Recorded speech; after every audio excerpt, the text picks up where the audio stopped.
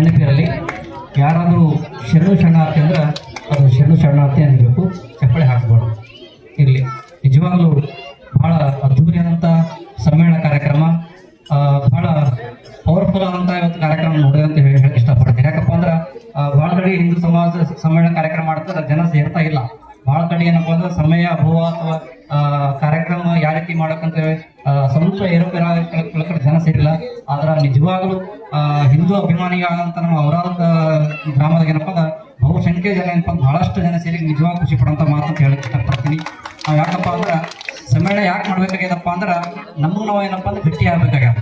ನಾವೆಲ್ಲ ಏನಾಗಿದೆ ಅಂತ ಅಂದ್ರೆ ನಮ್ಮ ಸಮಾಜದಾಗ ಏನಪ್ಪ ಅಂದ್ರೆ ನಾವೆಲ್ಲ ಮರೆತು ನಮ್ಮ ಹಿಂದೂ ಸಮಾಜದ ಸಂಸ್ಕೃತಿ ಮತ್ತು ಭಾರತೀಯ ಸಂಸ್ಕೃತಿ ಮರೆತು ನಾವೆಲ್ಲ ಏನಪ್ಪ ಪ್ರದೇಶೀಯ ಸಂಸ್ಕೃತಿ ಕಲ್ತಿದ್ದೇವೆ. ಅದೆಲ್ಲ ಮತ್ತೇನಪ್ಪ ಅಂದ್ರೆ ಮೊದಲಿಂದ ಏನಪ್ಪ ಜಾಗೃತಿ ಮಾಡುವಂತ ಕೆಲಸ ಆಗಬೇಕಾಗ್ಯದ. ನಾವೆಲ್ಲ ಹಿಂದೂ, ನಾವೆಲ್ಲ ಒಂದು ಆದಂತ ಸಮಯ ಆಗಬೇಕಾಗ್ಯದ. ಆದಾಗ ಮಾತ್ರ ನಾವೇನಪ್ಪ ಅಂದ್ರೆ ಈ ಭೂಮಿ ಮೇಲೆ ಬದುಕಂತ ಸಾಧ್ಯತೆ ಅದ. ಇಲ್ಲಪ್ಪ ಅಂದ್ರೆ ನಾವು ಜಾಗ್ರತೆ ಆಗಿಲ್ಲ. ಈಗ ನಮ್ಗೆ ಇರ್ಲಕ್ಕಪ್ಪ ಅಂದ್ರೆ ಮನೆ ಚೆಂದಿತ್ತಪ್ಪ ಅಂದ್ರೆ ನಮ್ಗೆ ವಾಸ ಮಾಡಕ್ ಅನುಕೂಲ ಅದ. ಮನೆಯೇ ಚೆಂದಿಲ್ಲಪ್ಪ ಓಡಿಸ್ತಾರಂತ. ಹಾಗೇನಪ್ಪ ಇಡೀ ನಮ್ಮ ಭಾರತೇ ನಮ್ಮ ಮನೆ ಅದ. ನಾವೆಲ್ಲ ಈ ಭಾರತಕ್ಕೆ ಮನೆಗೆ ಕೆಲಸ ನಾವೆಲ್ಲ ಮಾಡ್ಬೇಕಾಗ್ಯದ.